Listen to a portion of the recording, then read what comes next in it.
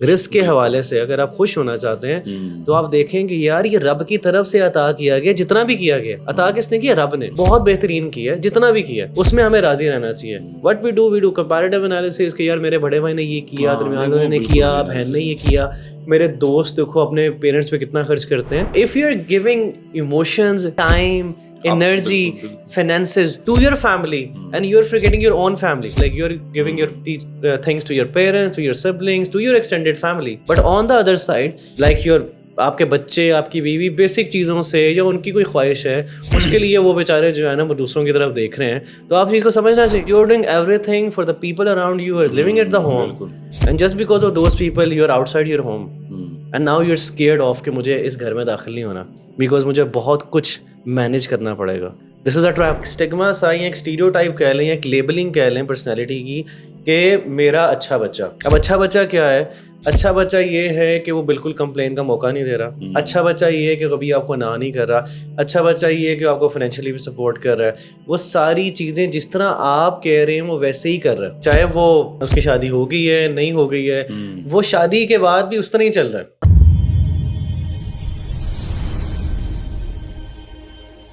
अस्सलाम वालेकुम रहमतुल्लाहि वबरकातुहू।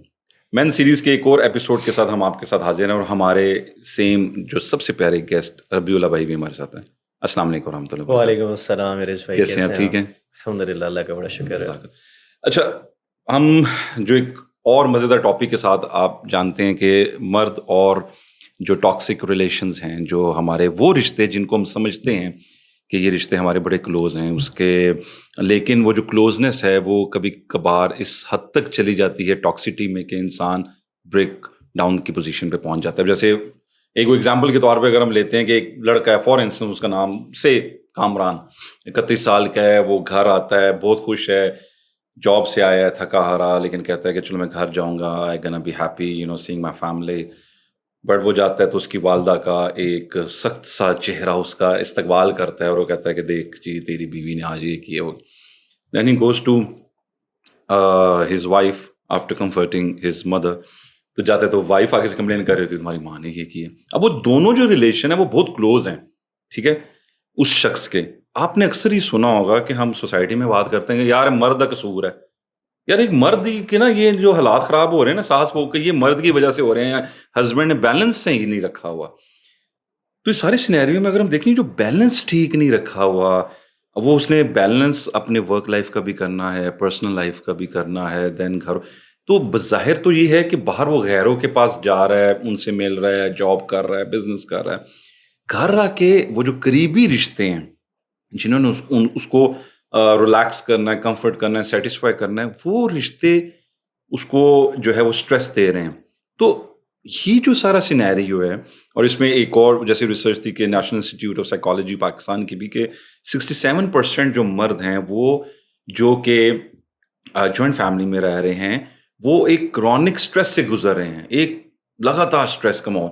तो ये आप क्या समझते हैं कि यार ये जो सिचुएशन चल रही है कि मर्द का ही कसूर है कि वो बैलेंस नहीं कर पाया, या ये वाकई रिश्ते उसके ऊपर इतना ज्यादा असरअंदाज हो जाते हैं? पहले तो इरेज भाई बहुत ही इंपॉर्टेंट टॉपिक है हम्म। और मैं बड़ा आपका भी थैंकफुल हूँ कि इस सीरीज़ की वजह से हम इसको डिस्कस कर रहे हैं। जाज़ाकल्लाह। Otherwise it's really hard to see कि इस तरह के टॉपिक पे डिस्कशन की जाती है, बिल्कुल, लोग या इग्नोर कर देते हैं ये लोग वो। इग्नोर कर देते हैं। लोग समझते हैं कि यार नॉर्मली चल ही इस तरह रहा है तो हाँ। बात करने की ज़रूरत नहीं है और फ़र्क क्या पड़ेगा। हम्म। लेकिन आप यकीन माने कि फ़र्क पड़ेगा। जिस तरह आपने स्टैट्स बताए हैं कि हम्म, बहुत ही ज़्यादा अलार्मिंग स्टैट है कि 67% जी। जो हैं वो क्रॉनिक स्ट्रेस के अंदर है। हम्म। तो इट इज़ समथिंग लाइक कि अगर आपका मर्द जो है, जिसने सारी चीज़ों को देखना है, वही हम्म। इतनी मेंटल इलनेस के अंदर है, हम्म, तो माशरा कैसे चलेगा? बिल्कुल मस्त। और कहीं न कहीं देखें it goes like to side. कहीं न कहीं स्लाइटली कह सकते हैं कि रिस्पॉन्सिबिलिटी मर्दों की है। हम्म। देखिए माशरे के अंदर ना, माशरा लोगों से होता है, घर हम्म। लोगों से होता है। आप कह सकते हैं कि उसकी स्लाइटली से एक रिस्पॉन्सिबिलिटी या उसने उसकी ज़िम्मेदारी है, ये उसने चीज़ों को मैनेज करना है। लेकिन सही है। ऑन द अदर साइड वो तो एक हिस्सा है घर का। लेकिन जो हम्म। सारे घर वाले हैं, जो उसके पेरेंट्स हैं, हम्म। उसके बहन-भाई हैं, उसकी बीवी है, हम्म। वो भी कहीं न कहीं इस जो हमने इस चीज़ को बहुत ज़्यादा टॉक्सिक बना दिया हुआ है, हाँ जी। उसके ज़िम्मेदार हैं। हम्म। क्योंकि देखें हमारे माशरे में ग्लोबली एक रिसर्च है जिसमें इंसान जो है ना फंस जाता है। किस चीज़ में फंस जाता है कि उसने अपने माँ बाप का भी ख्याल करना है।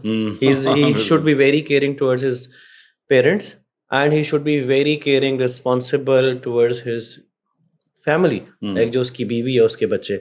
तो ग्लोबली रिसर्च ये कहती है कि ये जो जनरेशन है वो सैंडविच जनरेशन है। सो 2025 की रिसर्च है जिसमें बताया गया कि ये एक सैंडविच रिसर्च है, एक बंदा सैंडविच बन जाता है दोनों में, घर में और अपने यानी पेरेंट्स में और अपनी फैमिली में। ठीक है, अब हो क्या रहा है, क्योंकि एक स्टिग्मा सा या एक स्टीरियोटाइप कह लें या एक लेबलिंग कह लें पर्सनैलिटी की कि मेरा अच्छा बच्चा।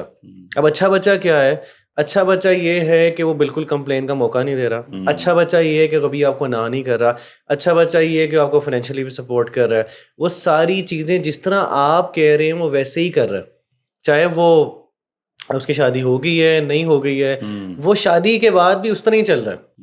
हालांकि आप देखें कि शादी के बाद अब उसकी अपनी एक पूरी फैमिली है, अब उसकी वाइफ भी है। अब प्रॉब्लम चैलेंज ये है कि पेरेंट्स अगर बच्चों की शादी भी कर लेते हैं तो वो इस तरह ही बिहेव करते हैं कि अभी तक उसकी शादी नहीं हुई, या ये मेरा बच्चा। यानी वो एक तरह का ये ट्रैप सा नहीं कर दिया मर्द को उन्होंने। यस एक सैंडविच कर दिया। यस, क्योंकि ये जो है ना कि ये एक गुड चाइल्ड, ठीक है, ये जो अच्छे बच्चे वाले जो ट्रैप है, जो अच्छा बच्चे का जो पोर्ट्रेशन है, जो विजुअलाइजेशन है, वो यही है कि ये मेरा ताबेदार है, ये मेरा फर्माबरदार। अच्छा, फर्माबरदारी जो है, पेरेंट्स जो सोचते हैं कि यार ये मेरा फर्माबरदार किस तरह बनता है, क्योंकि इसने मेरी सारी बातें मानी, ना नहीं करता ये, ना नहीं कर सकता ये, ठीक है। हालांकि देखें, अगर आप अच्छे तरीके से, बेहतर तरीके से ना करें, क्योंकि देखें ये हमने ही बनाया है ना सारा। और मर्द भी आजकल के ये सोचते हैं कि मैं ना नहीं कर सकता, यार मैं अपने अब्बू को ना नहीं कर सकता, मैं अपनी अम्मी को ना नहीं कर सकता। और मैं यहाँ पे बहुत क्लियर करना चाहता हूँ कि हमने अगर ना भी करनी है तो हमने बदतमीजी नहीं करनी है। पोलाइटली हम एक चीज बताएं, उसकी वजह क्या है कि आपकी फैमिली सफर कर रही है, आपकी बीवी, आपके बच्चे भी सफर कर रहे हैं। इस चीज को आपको समझना बहुत जरूरी है। और देखें, ये ट्रैप्स हैं, इस ट्रैप को अंडरस्टैंड करना बहुत जरूरी है। और जिस तरह आपने बताया कि जो पहला ट्रैप ही एक्चुअली, इसका मतलब और भी है ट्रैप्स। यस, बहुत ज्यादा है। Yes, so the first trap that is very very important understand, जो आपने अभी द सैंडविच ट्रैप, ठीक हो गया, कि बेटा है, उधर भी फंसा उनके दरमियान, बेटे ने अपने पेरेंट्स को भी खुश करना है, बेटे ने अपनी वाइफ को भी खुश करना है, और वो दोनों को बहुत ज्यादा चाहता है, प्यार करता है, प्रायोरिटाइज करना चाहता है। But the reality is this, क्योंकि वो एक इंसान है, उसकी भी फीलिंग्स हैं, उसके भी इमोशंस हैं, उसका भी अपना वर्क स्पेस है जहाँ पे वो काम करता है। तो शायद कोई उसकी भी स्ट्रगल है, कोई फाइनेंशियल स्ट्रेस भी हो सकता है, सोशल स्ट्रेस भी हो सकता है, उसकी अपनी हेल्थ भी हो सकती है, जिसकी वजह से वो चीज़ों को नहीं मैनेज कर पा रहा, या उसकी पेरेंटिंग ऐसी हुई है कि उसमें वो वाला कॉन्फिडेंस भी नहीं है। There are so many factors. लेकिन देखें, कुछ फैक्टर्स जो हैं वो बीवी को अंडरस्टैंड करने हैं, कुछ फैक्टर्स जो हैं वो पेरेंट्स को अंडरस्टैंड करने हैं। तो ये दिस इज अ ट्रैप कि मेरा अच्छा बच्चा, but now is a sandwich, और उसने दोनों को मैनेज करना है।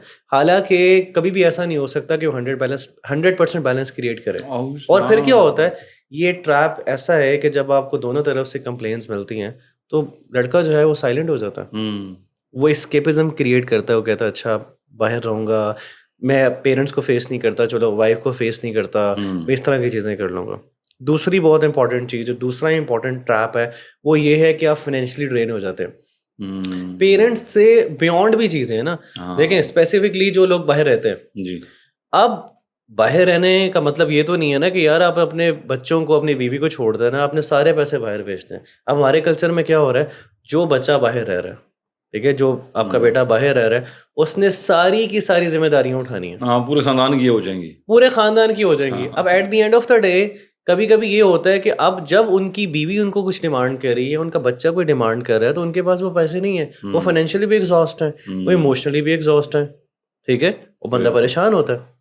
तीसरा ट्रैप जो बहुत इंपॉर्टेंट है, बड़ा बेटा।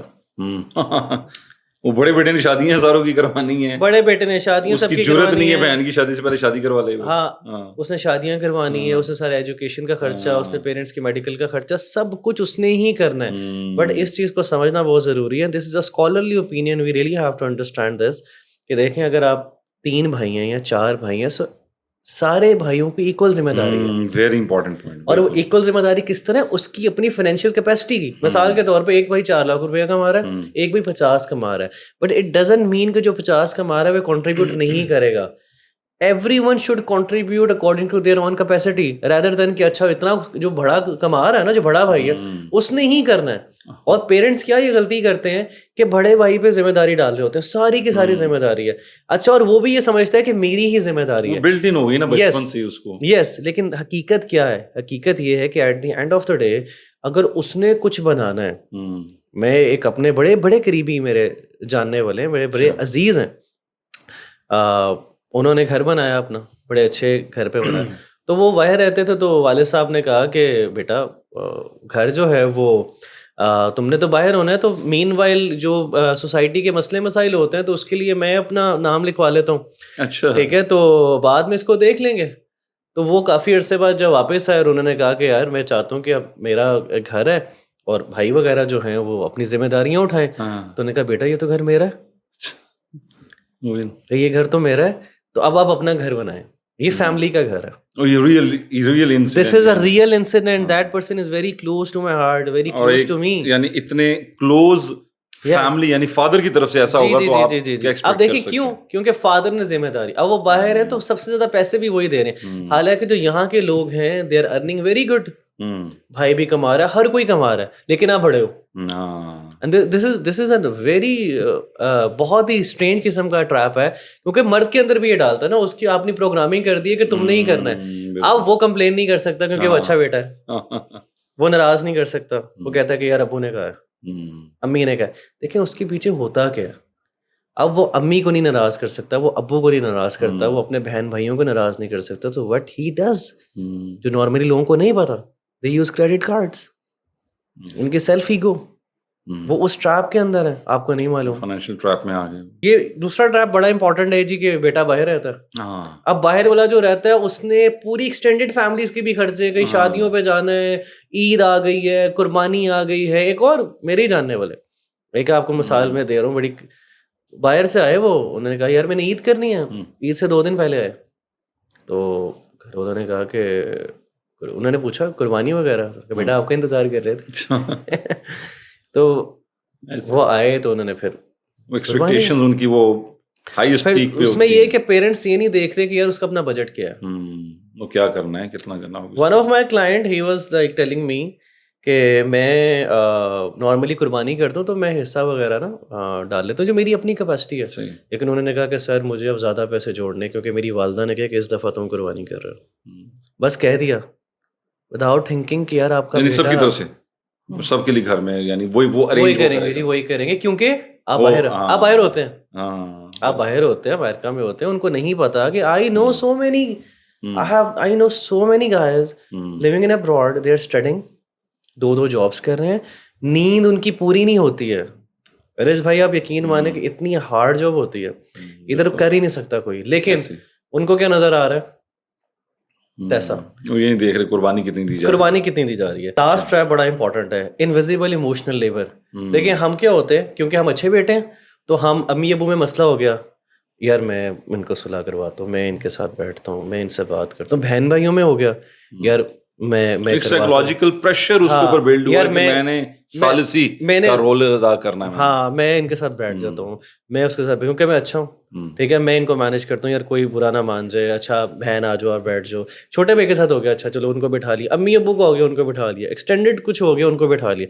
Without any reason you are taking the responsibilities of their emotional distress, और वो उन्होंने खुद क्रिएट की है। माजरत के साथ वो ड्रामा उन्होंने खुद क्रिएट किया है। So why you are jumping in that thing? This is the trap, you know. अच्छा, इसमें ये जो सारी बातें हमने की ना, इसमें जो ज्यादातर हमारे घरों में, फैमिलीज में जो चीज नजर आती है ना, कि रिलीजन का सहारा भी लिया जाता है। एग्जैक्टली। कि दीन का कह के कि भाई अल्लाह ने कह दिया है, ये कह दिया भाई ऐसे हो गया है, ये दोज़ख मिलेगा, शर्म, अल्लाह कह रहा है ऐसे करोगे तुम तो जहन्नम में जाओगे, माँ बाप की नाफरमानी कर ली, वहाँ के कदमों तले जन्नत है। तो मैं एक स्कॉलर का बड़ा अच्छा वो बात सुना, तो उन्होंने कहा कि आप, मुफ्ती मेंग का आपने नाम सुना हुआ है बल्कि, माशाल्लाह, वो कह रहे थे कि आप जब कभी अपनी वाइफ, अपनी इस तरह का कोई बैलेंस हो ना, तो मदर के पास जाएं और उनको बात करें, कि उनको ना हग करें, किस करें, फोरहेड पे रुकें कि mother listen, I love you, I honour you so much, but listen, this is a line, you don't need to cross it. अब मैंने कहा ये जो जुमला है ना, you don't need to cross it, ये वहां से चल जाएगा। हमारे यहाँ तो वो एक अम्मी घर से स्लीपर आएगा स्लीपर क्या है और वो कहेंगे वो ऐसे क्रॉस हो जाएगा। मैनू दस दा पे लाइन क्रॉस नहीं करनी। तो ये जो ये रबीला भाई जो ये सारा माहौल है, अब ये क्या टेंशन है या ये एक टॉक्सिक माहौल है, ये क्या चीज है? यानी अगर हम इस चीज को समझें कि यार मतलब क्या हो रहा है कि जस्ट वक्ती तौर पे चीज चल रही है या ये है ही टॉक्सिक? रेज भाई बहुत इंपॉर्टेंट सवाल है आपका, लेकिन इसमें दो सिनेरियोज हैं। देखिए फ्रिक्शन ना हर घर पे होती है। बिल्कुल ऐसे। देखें जहाँ पे इंसान रहेंगे वहाँ पे इस तरह की फ्रिक्शंस होती हैं।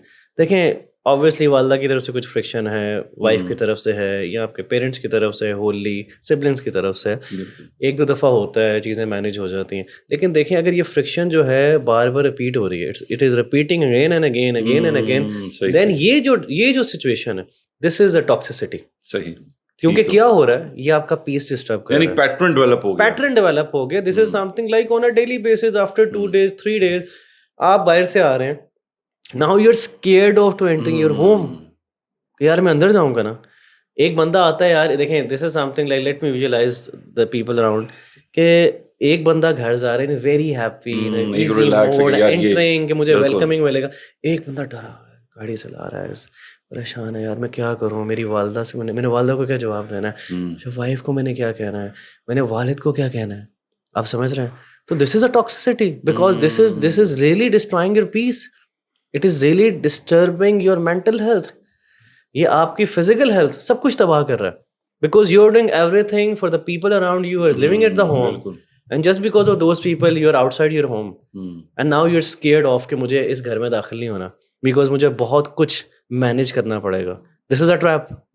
और इसी वजह से ना अक्सर लोगों को आपने देखा होगा कि जब कोई छुट्टियां आती हैं हमारे मुल्क में, तो कई लोग हैं कहते यार इतनी लंबी छुट्टियां नहीं यार, क्यों यार घर बैठ अच्छा मैं अक्सर डायलॉग सुनता हूँ, यार घर बैठ के थक गए। मैं कहता हूँ घर बैठ के कौन थकता है काम ना करके, लेकिन इसका मतलब है कि बैक एंड पे वो एक टॉक्सिक माहौल से गुजर रहे हैं, जहां से वो एक एस्केप चाहते हैं, और वो घर जो एक जन्नत होना चाहिए वो उनको अनफॉर्चुनेटली एक जहन्नम की तस्वीर उनको दे रहा है, और इस वजह से वो चाह रहे हैं कि मैं यहाँ से एस्केप करके बाहर निकल जाऊँ। रबीला भाई अभी सारी जो बातें हमने देखी, हमने डिस्कस किया कि क्या क्या प्रॉब्लम्स हैं, क्या क्या ट्रैप्स हैं, कैसे कैसे चीज़ें, एक अगर पैटर्न डेवलप हो जाता है तो टॉक्सिटी है, वरना फिर टेंशन है।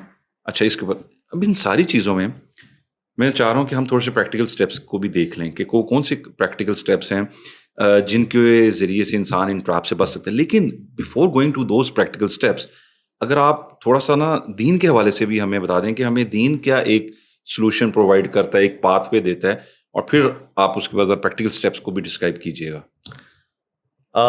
बड़ा इम्पोर्टेंट, बहुत इम्पोर्टेंट पॉइंट है ये।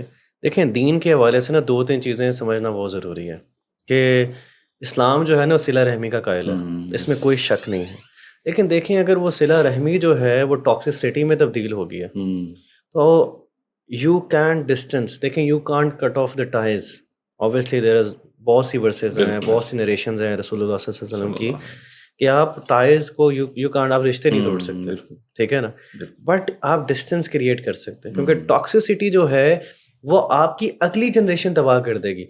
मिसाल के तौर पे you have a broken family, आपके अम्मी अबू की नहीं बनती आपस में, ठीक है, so just because of that thing आपकी फैमिली डायनामिक्स अच्छे नहीं थे, लेकिन आप दोबारा वही चीज़ रिपीट करना चाह रहे हैं जस्ट बिकॉज ऑफ दिस कि आपके पेरेंट्स की नहीं बनी है।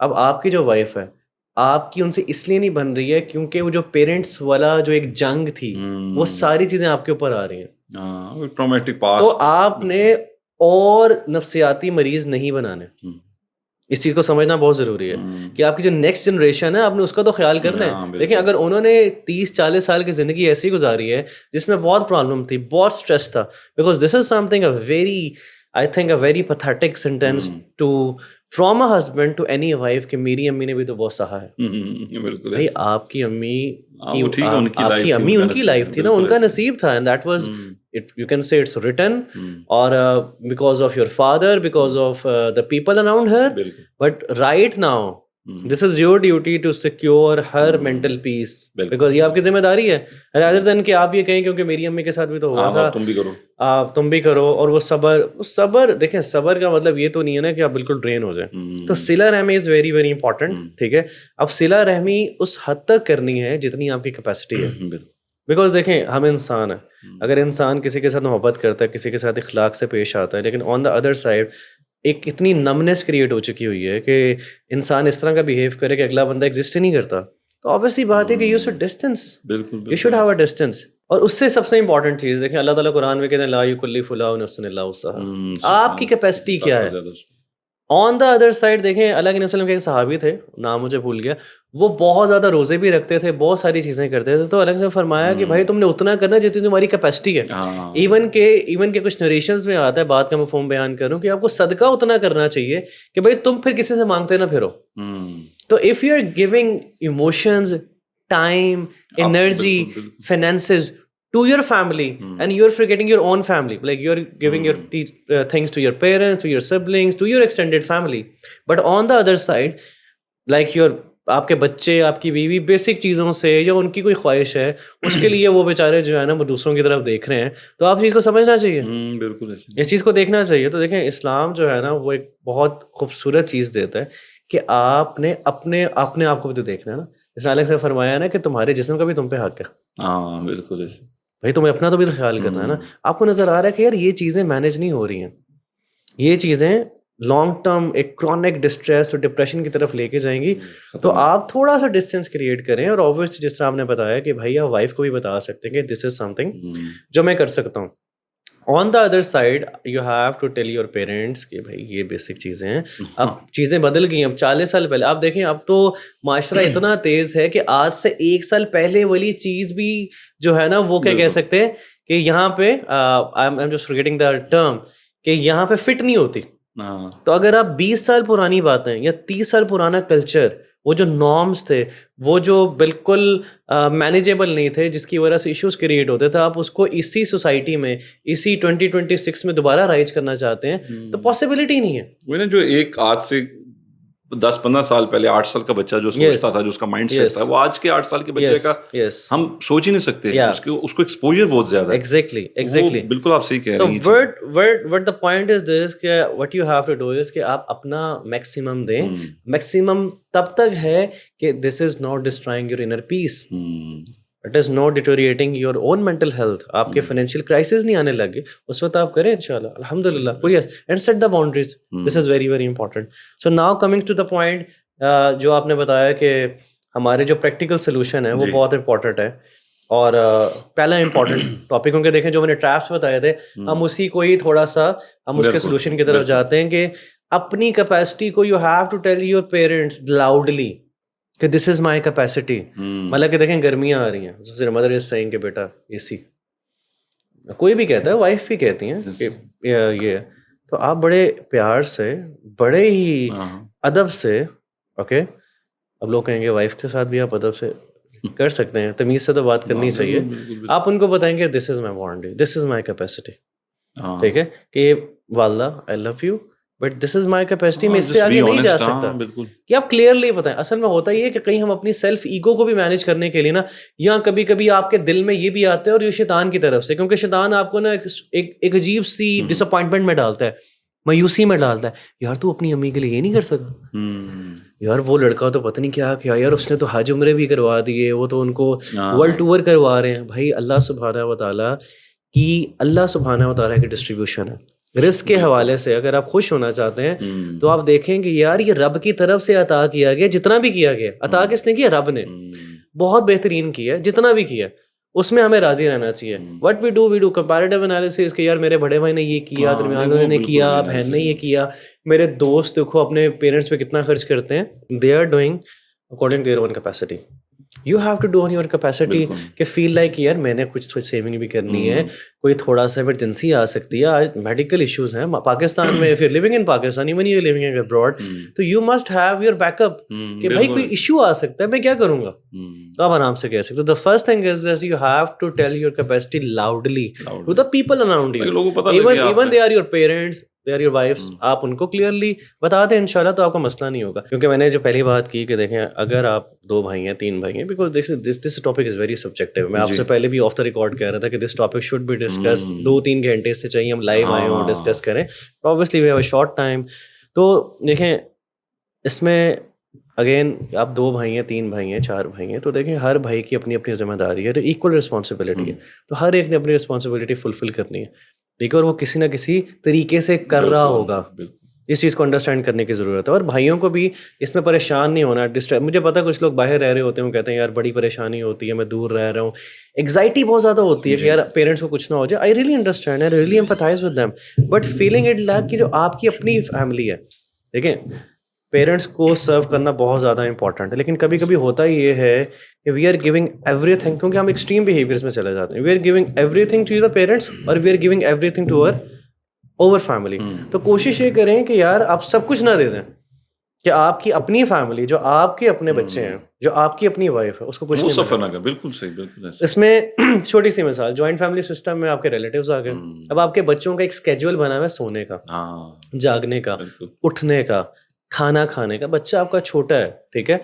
लेकिन वो 2-3 दिन रहने आ गए हैं। अब आपने अपने बच्चों को भी टोटल उनके साथ चेंज कर दिया हुँ। And your kids are asking for the food, they want to sleep, but just because आप अपनी वाइफ को कह रहे हैं उनके मेरे बड़े भई आए हुए हैं, तो ये है कि अभी तो नहीं सोना, अभी तो बैठो साथ ही। हुँ।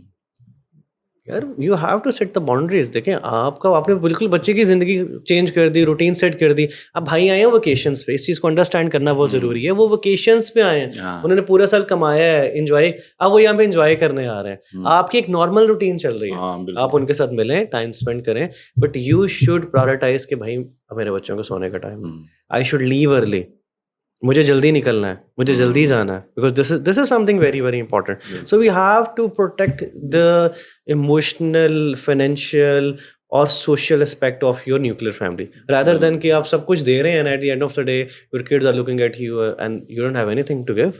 इसमें असल में ना मैं एक किसी तरह के इंसिडेंट एक फैमिली मेंबर के साथ था कि वो भी जब अपने भाई को बताते थे ना कि यार ये है वो है, वो ऐसे कहते यार आप लोग के नवाब हो, आप लोग, आपके बच्चे नवाब हैं, मतलब इस तरह की वाकयात भी आते थे जिसमें वो कहता था जैसे अभी कहा कि एक रूटीन है यार, वो बच्चे ने वो डिस्टर्ब हो जाएगा। अच्छा, इसके साथ वो उसका भाई माइंड कर जाता था। दूसरी जगह पे एक और थे, वो अंकल थे, वो एक टाइम आता था, यानी वो उन्होंने सुबह जॉब पे जाना है, उनके घर मेहमान है। ये मैं उन लोगों की एग्जाम्पल दे रहा हूँ, वो नहीं जो आके कई महीने या अरसा रह रहे हैं, जो वन डे के लिए भी आए, लेकिन हम कभी बॉदर नहीं करते यार रात के 11 बज गए, 12 बज गए, अच्छा हमारी छुट्टी इनकी तो नहीं ना। तो वो क्या करते थे, वो 10 बजे उठ के ना वो माजरत करके ना कि अच्छा बाकी बैठे हैं तो मैं सोने जा रहा हूँ, उनकी बात को भी लोग माइंड कर लेते थे। तो ये जो आपने बताया बड़ा अच्छा एक पॉइंट है कि आपको अपनी बाउंड्री सेट करनी चाहिए, ये नहीं कि दूसरों की वजह से हम अपनी लाइफ चेंज कर लें। तो ये अगर सोल्यूशन कर लेते तो देखें वाकई। डिसिप्लिन बहुत ज़रूरी है। On the hmm. Other side देखें, अनफॉर्चुनेटली हम लोग जॉब के लिए जल्दी उठते हैं। हुँ। जी, जॉब है जी, बच्चे का स्कूल है, यू शुड से ओपनली यार मुझे फजर की नमाज सुबह पढ़नी है। हाउ इट इज़ पॉसिबल कि मैं 2 बजे सो रहा हूँ हुँ। और आजकल जो है जो फजर का टाइम दाखिल हो रहा है 3:20 के ऊपर, बिल्कुल। तो मैंने कैसे उठना है? हाँ, नहीं नहीं, हाँ। आप अलार्म लगा लें।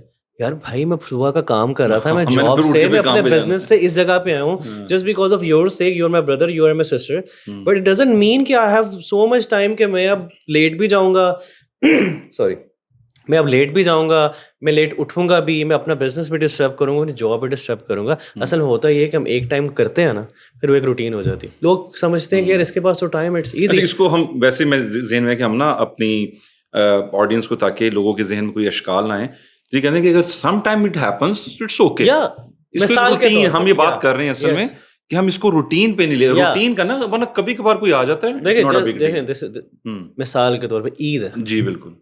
ईद एक ऐसा त्योहार है कि लाइक बच्चों को भी होना चाहिए कि यार मैंने एंजॉय करना है। बिल्कुल। कुछ ऐसी चीज़ें होती हैं, कुछ ऐसे मौके होते हैं, ओके गो इट। लेकिन अगर आप कहें यार कि मेरे भाई 10 दिन के लिए आए हैं, हाँ, वो अब हमने कंसिस्टेंसी उस तरह के ही साथ चलना है, में। वही करना है, हुँ, ठीक है? तो इस तरह की चीज़ें वो बिल्कुल ठीक। मतलब कि एक मैंने चीज़ सुनने को मिली जी कि मेरे भाई क्योंकि बाहर से आए हैं, तो आप अपनी अम्मी की तरफ नहीं अभी जा सकती हैं। काफ़ी दिन आप अभी इधर ही रहें। हाँ, वो उनकी भाई वजह से। भाई बाहर से आए हैं, आपके भाई हैं। हाँ, हाँ। आप क्या कर रहे हैं like um, why you are attaching, मतलब कि आप अजीब सी काम कर रहे हैं। तो ये बहुत इंपॉर्टेंट चीज़ है। जो मैंने बात की कि stop being mediator all the time. हुँ, अम्मी अब्बू का मसला है, भाई आप कहें आई लव यू, आप बहुत अच्छे, आपस में भाई मैनेज कर लें। हुँ। भाई भाई हैं या बहन भाई हैं, यार आप लोग आपस में देखें, समझदार हैं यार, लेकिन हर चीज़ में आपने ही पढ़ना है, हर सुलह आपने ही करनी है, चौधरी आपने ही बनना है, तो हाँ, खुद आप बर्डन बनते हैं। बिल्कुल। ठीक है, ऑन द अदर साइड भी देखिए, पेरेंट्स फैमिली से अलावा भी कुछ लोगों को आदत होती है, नहीं यार मैं मसला सॉल्व, किसी ने कॉल कर दी यार ये मसला है, जी, मैं पहुँच रहा हूँ, कोई मसला नहीं, हल करवा लेते हैं। आपकी फैमिली आपसे राज़ी नहीं है, आपकी फैमिली कह रही है आप मुझे टाइम नहीं दे रहे, आपकी वाइफ़ आपसे खुश नहीं है, आपके बच्चे they are just craving for you and they are saying कि बाबा वेयर आर यू? क्यों लेट आते हैं? क्योंकि अब्बा जी सुलह-सफाई करवा रहे हैं। तो you should not be a permanent mediator all the time. हाँ, जिसमें आप बर्डनाइज़ हो जाएँ, आपकी फैमिली जो है अफ़ेक्ट हो जाए, बिल्कुल सही। Yes, yes, yes. चौथी चीज़ जो सॉल्यूशन है वो ये है कि एक मीडिएटर ज़रूर होना चाहिए। घर पे अगर कोई कॉन्फ्लिक्ट हो जाए ना, कोई आपका ऐसा फैमिली मेंबर, कोई हुँ, काउंसलर, कोई स्कॉलर, कोई एल्डरली पर्सन आपकी फैमिली का, वो ज़रूर होना चाहिए कि अगर आपके घर में कोई ऐसे इश्यूज़ क्रिएट होते हैं, क्योंकि कभी-कभी ऐसा होता है कि ब्रोकन फैमिलीज़ में मियाँ-बीवी के बन नहीं रही है, नीचे बच्चे बड़े भी हो चुके हुए हैं, दे कांट डू एनीथिंग। हुँ, फिर बिल्कुल कोई सही। ऐसा बंदा, थर्ड बंदा होना चाहिए जो सबको बिठाए, वो सबकी बात सुने और वो फैसला करे, हुँ, रेदर देन कि होता ये है कि हम बैठ तो जाते हैं इकट्ठे, लेकिन कोई फैसला नहीं होता। हाँ, बिकॉज़ वो ऊपर से, क्योंकि पेरेंट्स की नहीं बनी, ना नीचे ही बच्चे ऊपर-नीचे, बिल्कुल बिल्कुल। पोलराइज़ हैं। इतनी हुँ, पोलराइज़ेशन है फैमिली के अंदर। बच्चा क्योंकि जब देखे ना मियाँ-बीवी की नहीं है, तो बच्चा जो है दोस्त ब बच्चों के दोस्त ही बाहर होते हैं, फिर उनके ओपिनियंस, उनकी एक्सपीरियंसेस, नॉलेज के हुँ, बेस पे ही बनते हैं ना।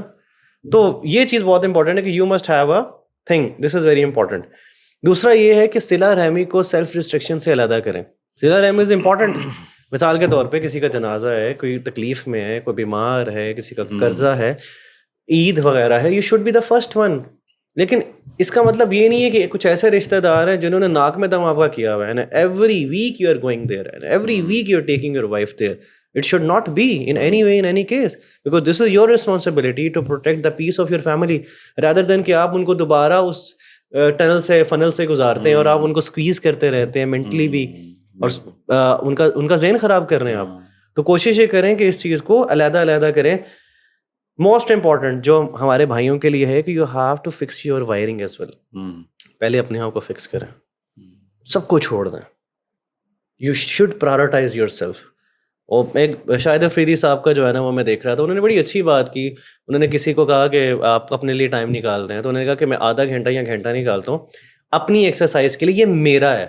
मैं हुँ, कहीं भी हूँ, मैं इंटरनेशनल टूर करूँ, मैं लोकल करूँ, मेरी अपनी फैमिली साथ है, मेरे पास एक बैग है जिसमें मेरे जॉगर्स हैं, जिसमें मेरा ट्राउज़र है, मेरा शर्ट है, मैंने उसको पहनना है, मैंने I do workout. So we have to prioritise um, yourself कि आप स्विमिंग कर सकते हैं, वॉक कर सकते हैं। I know people would be saying कि यार इतनी महँगाई है, स्विमिंग कहाँ पे करेंगे? Okay, go for a walk. हाँ, कोई भी चीज़ जो आपको कम्फ़र्ट अर्ली देती है मॉर्निंग गो अपनी फॉर अ लाइफ़ को, वॉक बिल्कुल। And do one thing in your life that you love. Hmm, It should be halal. हाँ, It should बिल्कुल, be बिल्कुल। halal, but do that thing.